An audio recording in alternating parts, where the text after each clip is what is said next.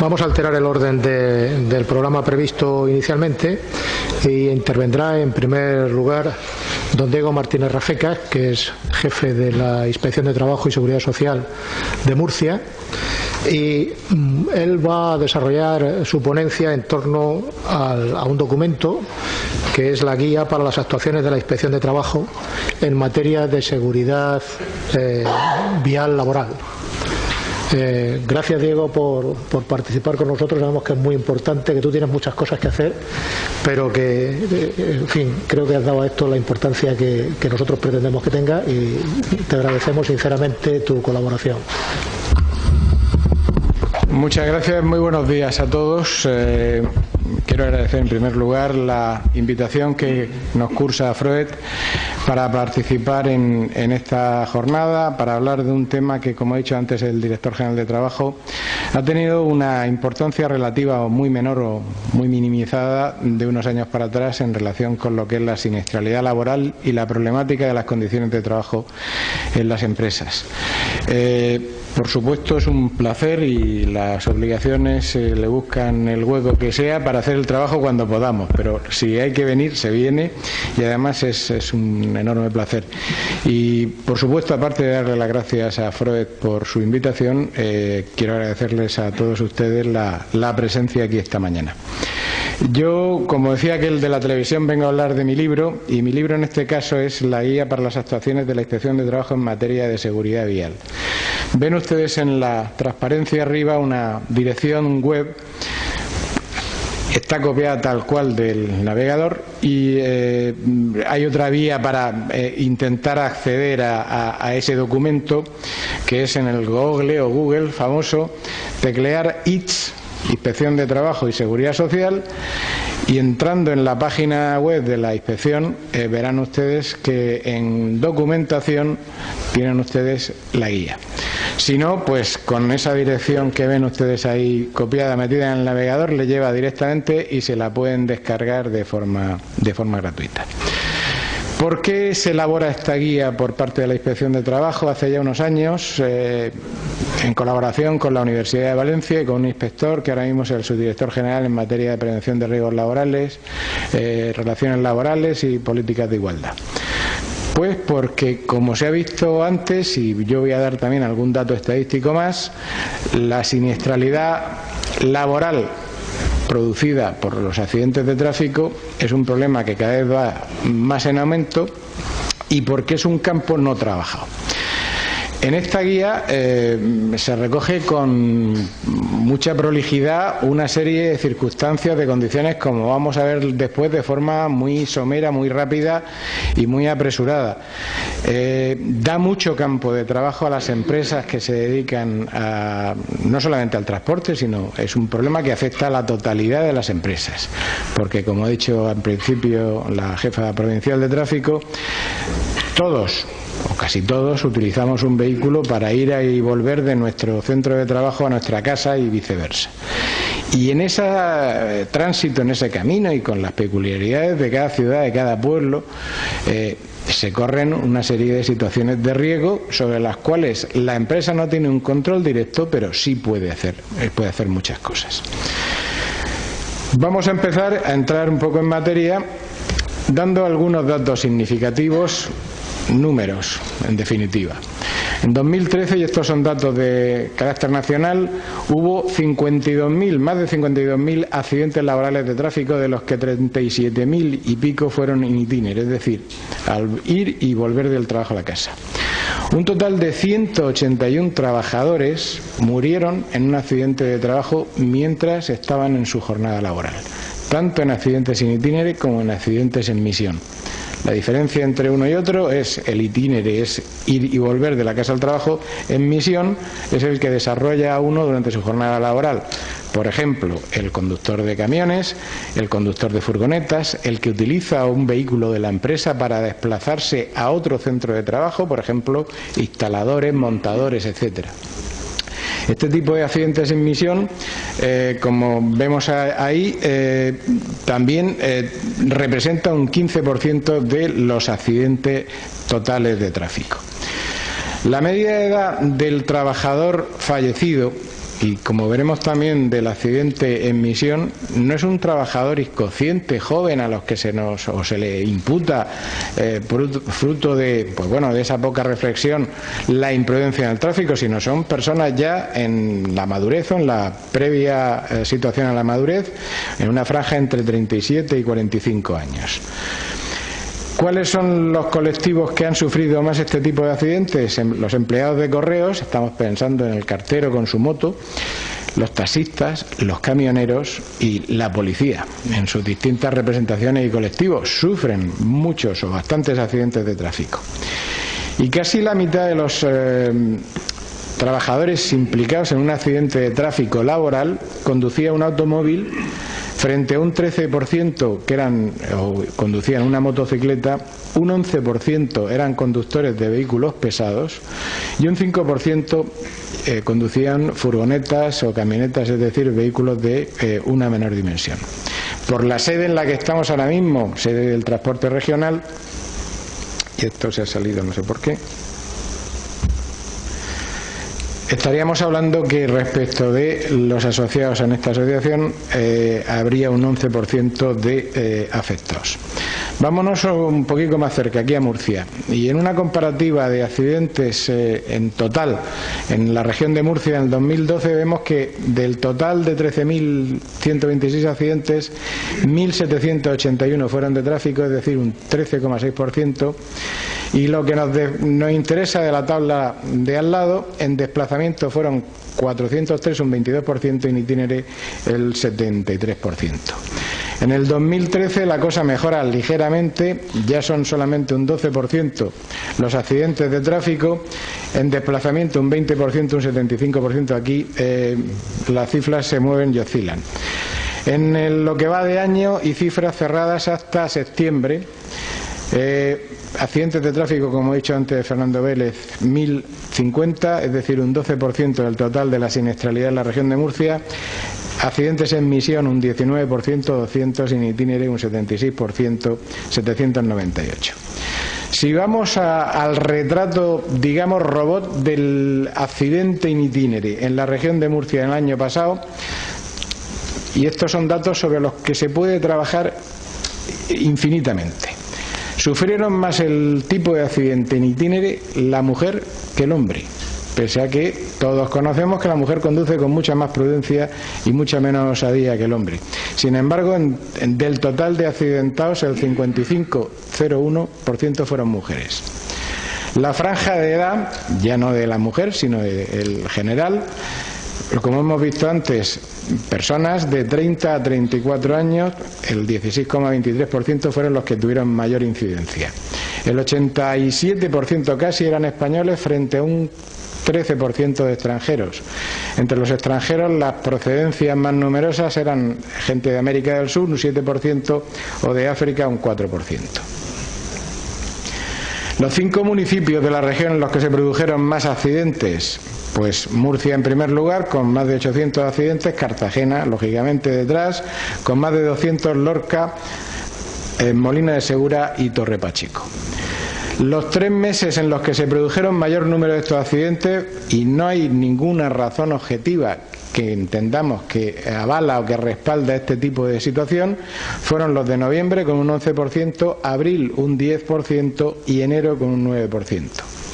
El día de la semana, y esto es una tónica en general en toda la siniestralidad laboral, y no tiene ningún sentido que se apliquen circunstancias que van detrás de muchos accidentes o que se argumentan por los trabajadores o por sus representantes legales, como es el cansancio. No tiene ningún sentido que el día donde más accidentes de la semana haya es el lunes, cuando ha habido previamente un fin de semana en donde se supone que todos descansamos y estamos como manzanas de fresco. El siguiente día de la semana es el miércoles, con un poquito menor de incidencia.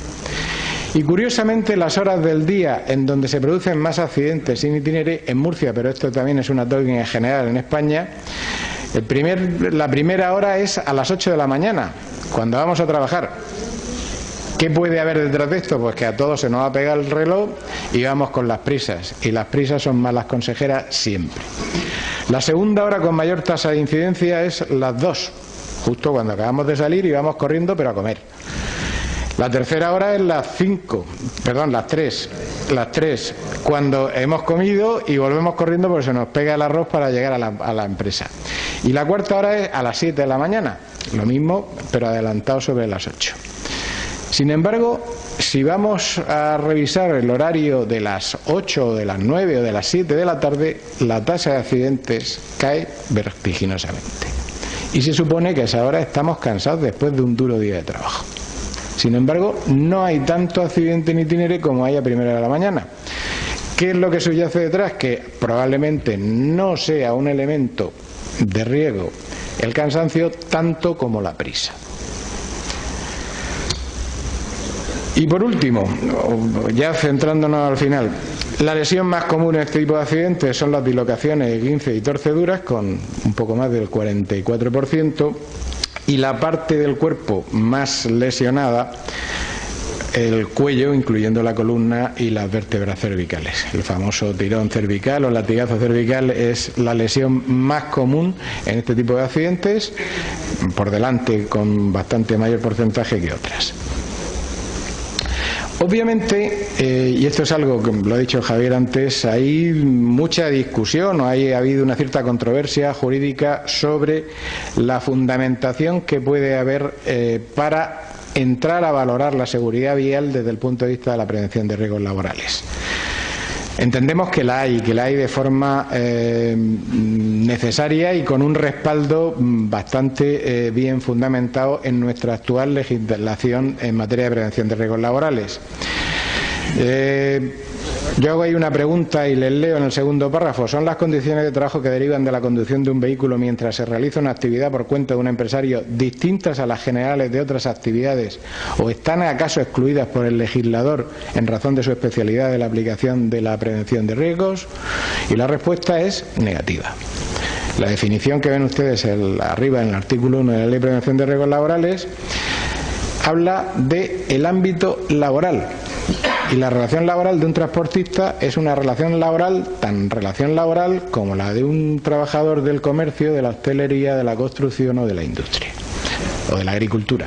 No hay elementos que definan o que diferencien esa relación laboral.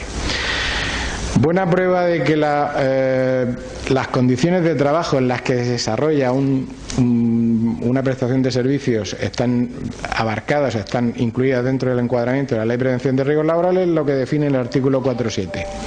Y además que la seguridad vial es una causa o un motivo de tratamiento por la prevención de riesgos laborales, es que ya en el año 97, cuando se publica el Real Decreto por el que se aprueba el Reglamento de los Servicios de Prevención, se incluye a la seguridad vial como uno de los objetos de estudio por parte de los técnicos superiores. Aparte, podemos entrar a hablar, y yo supongo que no sería objeto ahora mismo, porque es una introducción de lo que realmente quiero exponerle, pues del deber de seguridad que tiene el empresario con su trabajador, que lo trata profusamente el artículo 14 de la Ley de Prevención de Riesgos Laborales, la necesidad de evaluar los riesgos. Y sobre eso sí nos vamos a centrar ahora de forma más específica, de todos los puestos de trabajo de una empresa, y el de un conductor lo es también.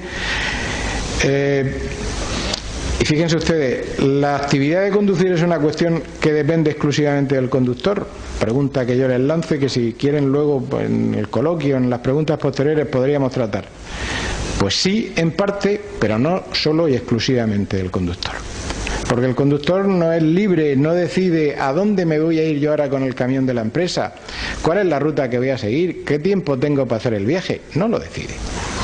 Y esos son elementos que influyen luego en la conducción y que pueden ser generadores de factores de riesgo en cuanto al desarrollo de la conducción. Es evidente que el trabajador tiene una responsabilidad, es indudable, y además el factor humano está muy por delante de las causas de los accidentes, aunque también es un hecho contrastado y comprobado que en el accidente de tráfico no es solamente una causa la que influye. Como en casi todos los accidentes es multicausal y hay que valorar el factor humano, el factor vehículo y el factor entorno o ruta o rutas por las que se circula. Evidentemente, entre los principios generales de la acción preventiva está el de evaluar los riesgos, planificar la prevención, adaptar el trabajo a la persona, en particular lo que respecta a la concepción o a la elaboración del puesto de trabajo, la necesidad de tomar las capacidades profesionales, la efectividad de las medidas que, fíjense ustedes, y esto está en la Ley de Prevención de Riesgos Laborales ya desde hace más de 17 años, que es que esa efectividad de las medidas debe prever las distracciones y las imprudencias no temerarias, algo que muy pocas empresas cumplen o que tienen en cuenta y en consideración. La necesidad de informar al trabajador sobre los riesgos del puesto de trabajo o la necesidad, como ya comentaba antes también Javier Arnal, de formarlos en las medidas de prevención que deban adoptarse.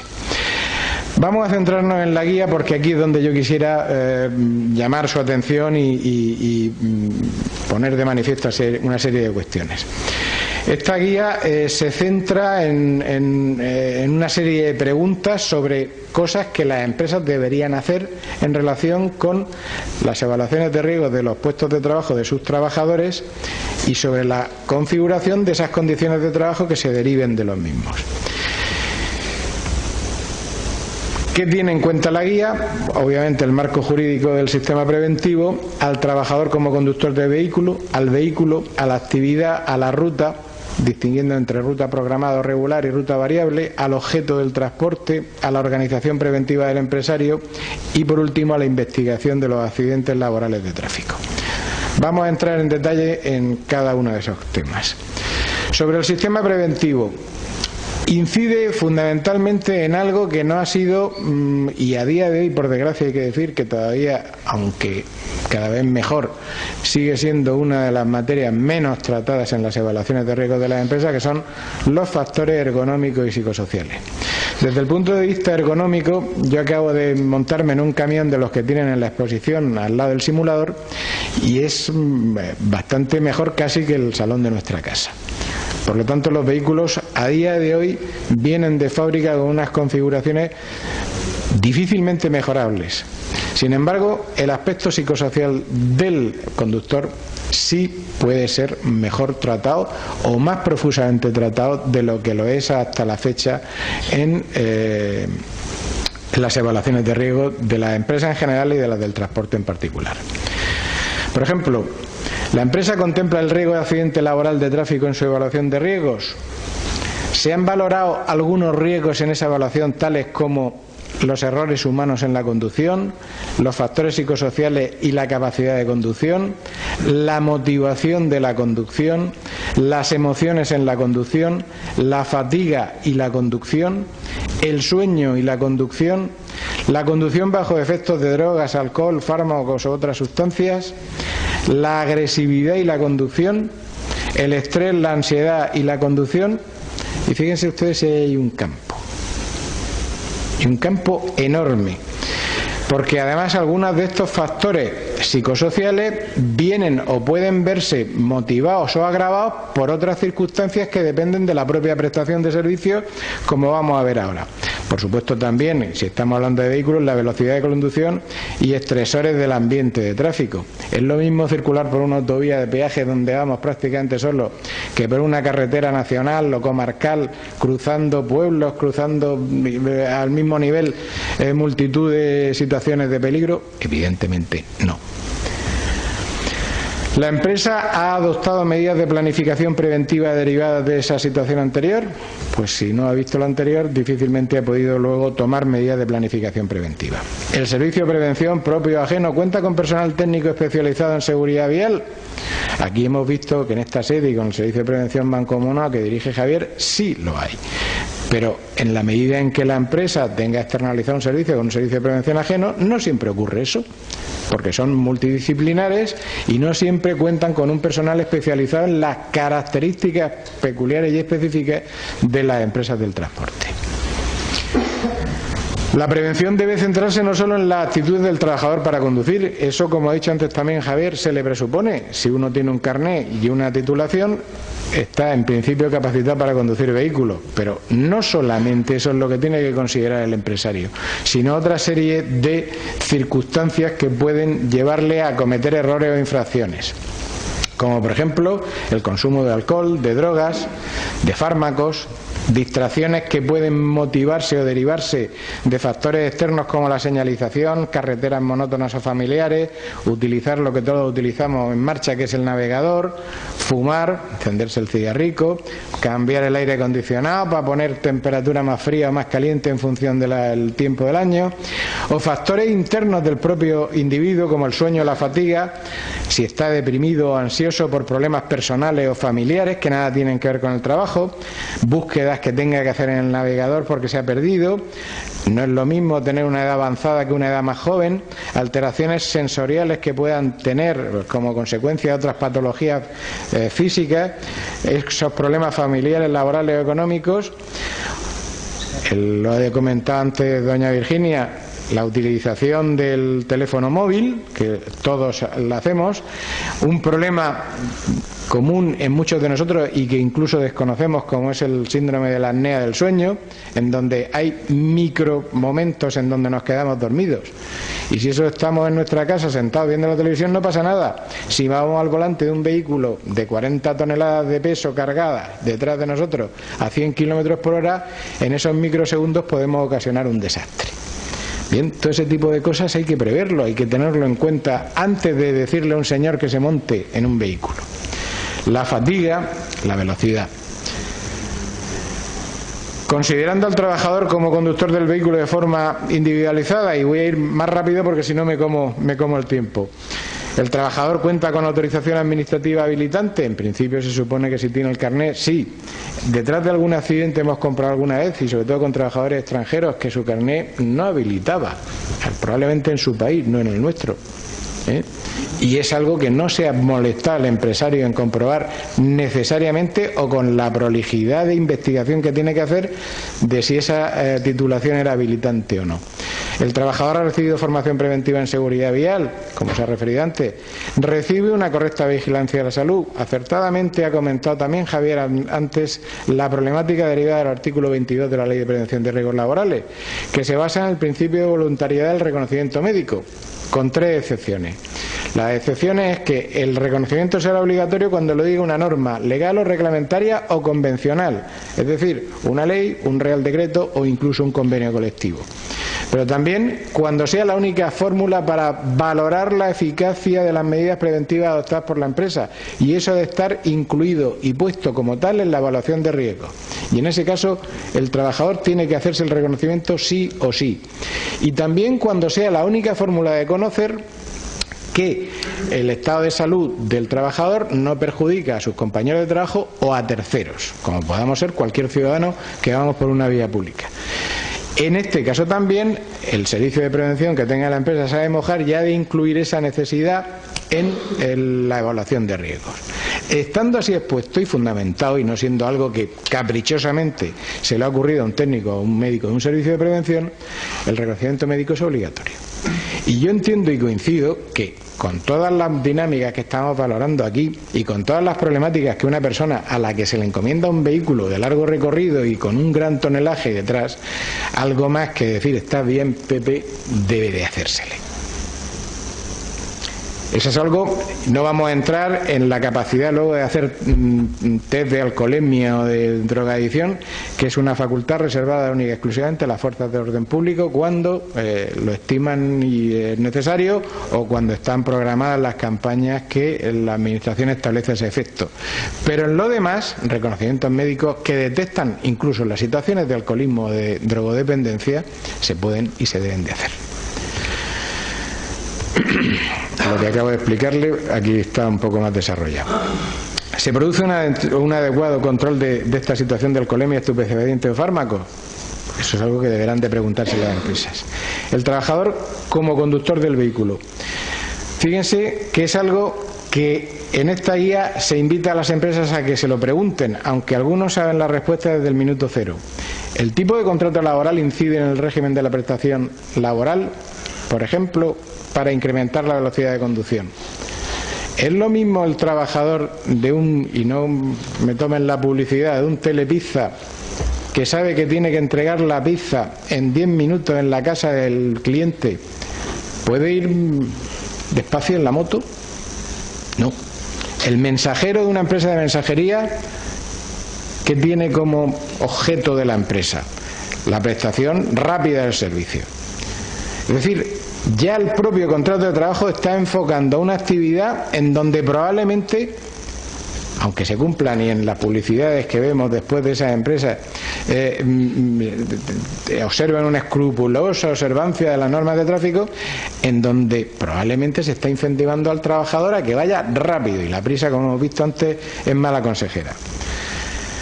Por ejemplo, esas cláusulas en los contratos o en convenios colectivos, en donde hay unas primas de rendimiento por mayor tipo de entrega o de profusión de reparto. Por ejemplo, todos sabemos que en determinados repartidores de determinado tipo de bebidas que se hacen en los establecimientos de hostelería del comercio, llevan una prima en función de la cantidad de entregas que hacen. Si yo soy un repartidor ambicioso que quiero ganar más, como todos, pues probablemente haga todo lo posible por hacer más entregas a lo largo del día. ¿Y eso qué va a suponer? Que mientras voy al volante del vehículo probablemente me tenga que saltar alguna de las normas de tráfico o correr alguno de los riesgos. El sistema de remuneración, lo que le estaba diciendo. La jornada laboral. Si al trabajador se le dice hasta que no terminen no puede volver de hacer la entrega, estamos abocándolo a un cansancio. Y todo eso está en el marco de la condición laboral de ese trabajador, y eso es algo sobre lo que se debe reflexionar, porque probablemente, partiendo por un lado de la necesidad del objeto empresarial y del otro de la ambición lógica del trabajador, se le está incentivando a que vaya rápido, a que corra, y si corre probablemente terminará tarde o temprano teniendo un accidente.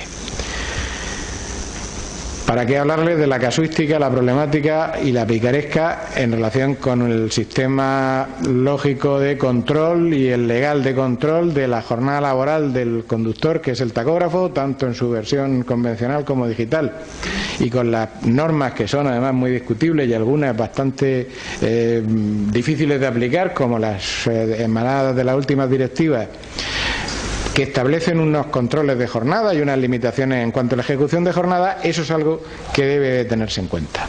Respecto del vehículo, pues en relación con la titularidad del vehículo, realiza las ITVs necesarias, pero no solamente las ITVs.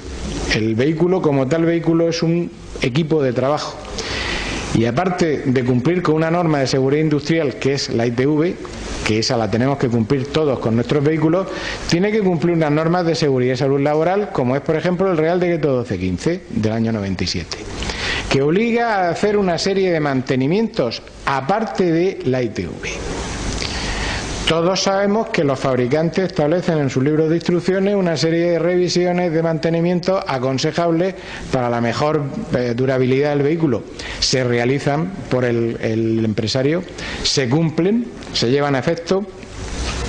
Sobre la actividad, lo ha mencionado antes Javier también, se evalúan los riesgos específicos del transporte de mercancías, por ejemplo, con determinadas condiciones que influyen, como en la prisa en el transporte de mercancías perecederas o las características de la carga a la hora de la estiva y desestiva de la caja del camión, que puede influir en que si se transportan determinado tipo de grandes pesos, en un momento determinado, si la carga no se ha hecho controlada, el vehículo pueda volcar o tenga más facilidad para el vuelco. Se evalúan los riesgos específicos del transporte de viajeros. Se han evaluado los riesgos específicos del transporte urbano, y estamos hablando de características singulares, o del transporte de reparto.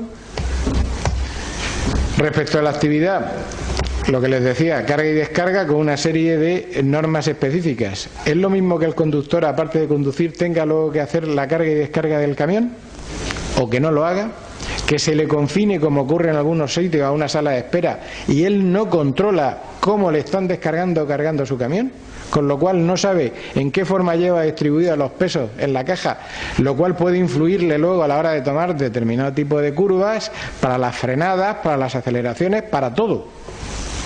¿Es lógico? ¿Puede o debe de ser así? ¿La empresa transportista puede hablar con la cliente para que establezcan alguna norma de coordinación en ese tipo de circunstancias? Se evalúan los riesgos específicos del tráfico interior de puertos, aeropuertos y parques logísticos, que son peculiares y tienen su casuística general. Se adoptan las medidas preventivas, lógicamente derivadas de todo lo que acabamos de ver. Sobre la ruta, y voy a ir muy rápido ya porque me estoy pasando. La ruta se evalúa, es lo mismo, y Javier ha mostrado antes su reticencia, es lo mismo circular, como he dicho antes, por una autovía de peaje que por una carretera nacional atravesando pueblos, con semáforos, con vehículos que salen al mismo nivel a la entrada, a la salida, con entradas y salidas de polígonos industriales. Evidentemente no. El factor estresante que supone esto último respecto a lo primero incide muy notablemente en la producción de accidentes y en la situación de estrés que ese trabajador al final o durante el recorrido pueda manifestar. Ahí se desarrollan o se relatan una serie de casuísticas determinadas. Se evalúa el coeficiente de incremento del riesgo por la realización de rutas en países comunitarios o extracomunitarios. Es lo mismo que conozca o no el sitio por donde me muevo a que lo ignore y vaya buscando a ver para no saltarme la carretera porque tengo que llegar a tal pueblo o a tal ciudad. Se han adoptado las medidas preventivas lógicamente derivadas de lo anterior. El objeto del transporte, los pasajeros, fíjense, es lo mismo, y aquí en la guía llega el detalle incluso de la despedida de soltero. Transportar a unos pasajeros en una despedida de soltero, que si estoy transportando niños o discapacitados o trabajadores que van dormidos o trabajadores extranjeros que no entienden mi idioma, ¿es lo mismo? No. Evidentemente son circunstancias distintas que deben de valorarse a la hora de establecer cuáles son las condiciones de trabajo y los riesgos a los que se somete ese conductor. El tipo de mercancías que se transporten, evidentemente tampoco. Respecto de las mercancías peligrosas que tienen su reglamentación específica y concreta, se cumple, se cuenta con el consejero de seguridad, hay recursos preventivos, se coordinan, unifican ambas figuras, etcétera, etcétera. ¿Se adoptan las medidas preventivas lógicamente derivadas? No. Se cuenta con un plan de emergencias y ustedes me dirán, este hombre ha perdido la cabeza. ¿Plan de emergencia en una conducción? Pues miren, no va a ser el primer caso, y por supuesto supongo que no será el último, en donde un trabajador durmiendo en un área de servicio, en un camión, aparece muerto al día siguiente. ¿Y cómo se entera la empresa? 5 o 6 días después, cuando tenía que haber vuelto, o cuando le llama al cliente diciendo, macho, ¿cuándo viene el camión? Que no ha llegado. ¿Cómo que no ha llegado? Si salió ayer. No ha habido ningún sistema de control y si alguien se asoma al camión y ve una persona adentro o huele aquello, pues a lo mejor lo encuentran. Y eso ha pasado. Y ha pasado en más de una ocasión.